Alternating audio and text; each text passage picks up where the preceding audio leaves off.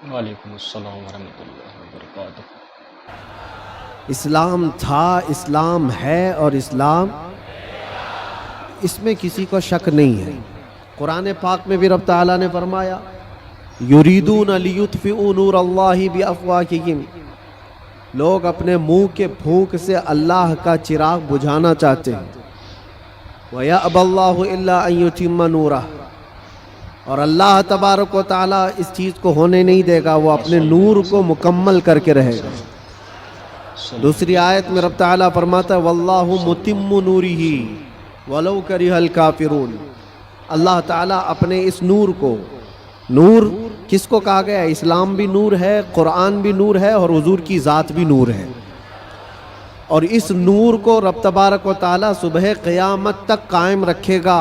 وَلَوْ كَرِهَ الْكَافِرُونَ، کافروں کو اگرچہ یہ بات اچھی نہ لگتی ہو، کسی کو اچھی لگے نہ لگے، لیکن رب تعالیٰ اس کو زندہ رکھے گا۔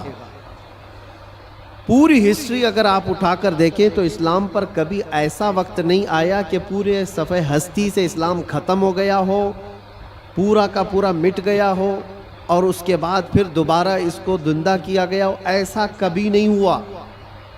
ہاں، کربلا ضرور ہوا ہے، بدر و حنین بھی ہوئے ہیں، احد و خندق بھی ہوئے ہیں، چنگیز اور تتاریوں نے قتل عام بھی کیا ہے، تاریخ میں خون بہت کیا گیا ہے، لیکن کبھی ایسی چیز نہیں بتا سکتے کہ پورا کا پورا اسلام دھرتی سے مٹا دیا گیا، ختم کر دیا گیا۔ امپاسبل ہے، ہوگا بھی نہیں، اور اب بھی نہیں ہوگا۔ تو پھر آپ سب کو ڈر کر جینے کی ضرورت کیا ہے؟ جب اللہ نے قرآن میں یہ وعدہ فرمایا کہ صبح قیامت تک اس کو روشن رکھے گا، تو نہیں مرو گے میرے عزیز۔ اکا دکا جو قربانیاں ہوں گی وہ کربلا والوں کے صدقے قبول کر لی جائیں گی۔ قربانیاں جو ہوں گی، جو آج پیش کی جا رہی ہیں، لیکن اسلام تھا اور اسلام ہے، اسلام رہے گا، اس کی حقانیت کی بنیاد پر یہ زندہ رہے گا، مسلمانوں کی ٹوپیوں سے نہیں۔ تمہارے چلت پھرت کی وجہ سے اسلام زندہ رہے گا ایسی گارنٹی نہیں ہے۔ اسلام حق مذہب ہے، وہ اپنی حقانیت کی بنیاد پر زندہ رہے گا۔ قرآن اللہ کا کلام ہے، اس کی حقانیت کی بنیاد پر وہ زندہ رہے گا۔ یہ تو ہمارا اور تمہارا امتحان ہے کہ ہم اس پر کتنے عمل کرتے ہیں، ہم اس پر کتنے کاربند رہتے ہیں، ہم اس پر کتنا یقین کرتے ہیں۔ آپ سے میں یہ پوچھتا ہوں، کیا اسلام کے لیے جتنے سیریس ہو آپ، جتنی محبت کرتے ہو، دل و جان سے چاہتے ہو، تو کیا اسلام کے لیے آپ حقیقت میں سیریس ہو، حقیقت میں محبت کرتے ہو؟ اگر حقیقت میں محبت کرتے ہو تو کیا اسلام کو اپنے گھر میں بھی پسند کرتے ہو؟ آپ تو بولیں گے کہ ہاں اسلام کو میں گھر میں پسند کرتا ہوں۔ اپنی ذات پہ اسلام کو پسند کرتے ہو؟ سب سے بڑی بات ہے، یہ ذمہ داری کی بات ہے کہ جس چیز سے آپ محبت کرتے ہو وہ چیز آپ کے گھر میں ہونا چاہیے۔ تو آپ ایک نظر جا کر دیکھیں کہ میرے گھر میں اسلام نظر آتا ہے یا نہیں، میری عورت پر، میری بچیوں پر، میری بہنوں پر اسلام دکھتا ہے کہ نہیں دکھتا۔ یہ تمہاری ذمہ داری ہے۔ سڑکوں پر اسلام زندہ آباد کے نعرے لگانا اور گھروں سے اسلام کو دور کرنا، یہ ناانصافی ہے۔ یا ہم اسلام کے ساتھ ناانصافی کر رہے ہیں؟ اگر آپ کو اسلام پسند ہے تو اپنے گھر میں بھی پسند ہو، اپنے چہرے پر بھی پسند ہو، اپنے لباس میں بھی پسند ہو، لیکن جو دگلی پالیسی آپ اس کو عمل کر رہے ہو کہ زبان سے اسلام کے پسند ہونے کا نعرہ لگاتے ہو، اور جب عمل کے میدان میں آئیں تو کسی اور کے عمل پر چل پڑتے ہو۔ ایک بات یاد رکھنا اے نوجوانوں، بہت ساری آج ایسی حرکتیں میں دیکھتا ہوں، ٹرینڈ بنتا جاتا ہے، کسی سیلیبریٹی کو دیکھنا اور اس کے فین ہو جانا، دنیاوی اعتبار سے، اسلامی اعتبار سے نہیں۔ اور نوجوانوں نے نقشے سب بدل ڈالے، کپڑے بھی پھاڑ کر پہننے لگ گئے، کانوں میں بالیاں بھی ڈال لی، نتھ آنی باقی ہے اور چوڑیاں پہننا بھی باقی ہے۔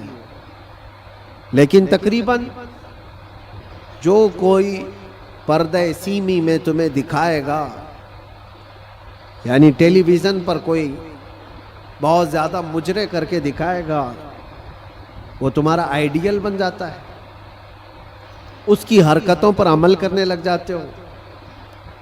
میں فلاں ایکٹر کا فین ہوں، کوئی لڑکی کہتی ہے فلاں ایکٹریس کی فین ہے، اور سب کچھ وہی چاہیے، کپڑے بھی وہی، کردار بھی وہی، ناک نقشہ بھی وہی، ساری چیزیں۔ ایک بات یاد رکھنا، جس کے اخلاق پر تم عمل کر کے دنیا میں فیشنیبل کہلانا چاہ رہے ہو، وہ تمہیں کبھی دیکھنے نہیں آتا، کبھی نہیں دیکھنے آتا۔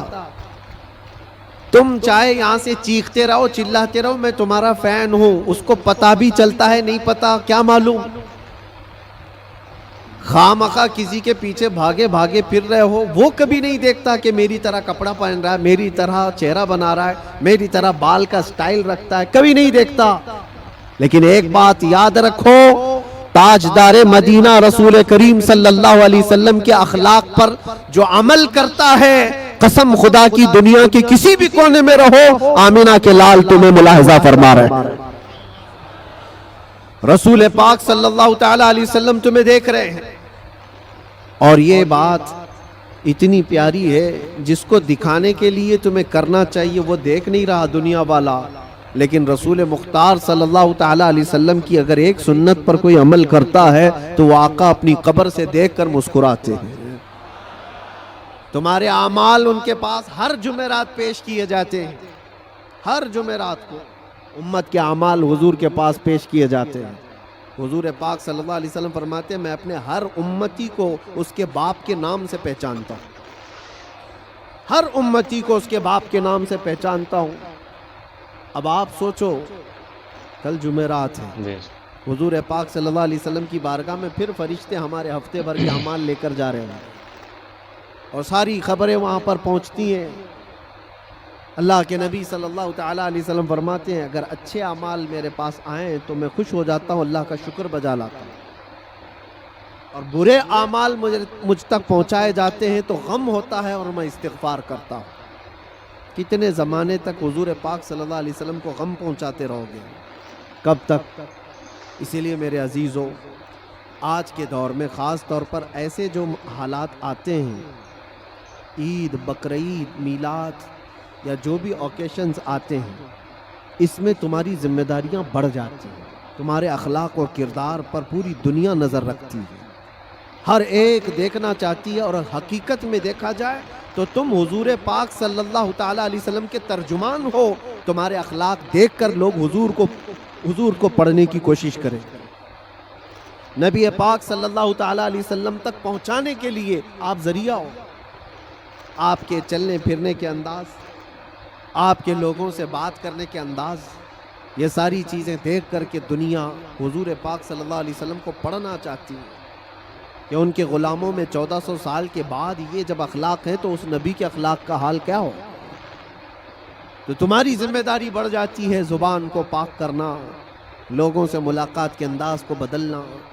عزیزان گرامی وقار، نوجوانوں پر آج بہت ساری ذمہ داریاں ہیں۔ ایک بات میں آپ کو بتاؤں، ایک پروپیگنڈا جو پھیلایا گیا، مسلمان سخت ہوتا ہے، مسلمان خونی ہوتا ہے، قاتل ہوتا ہے، آتنکی ہوتا ہے، یا پھر لوٹ مار چوری، ہر طرح کی چیزیں اس کے اوپر تھوپ دی گئی ہیں۔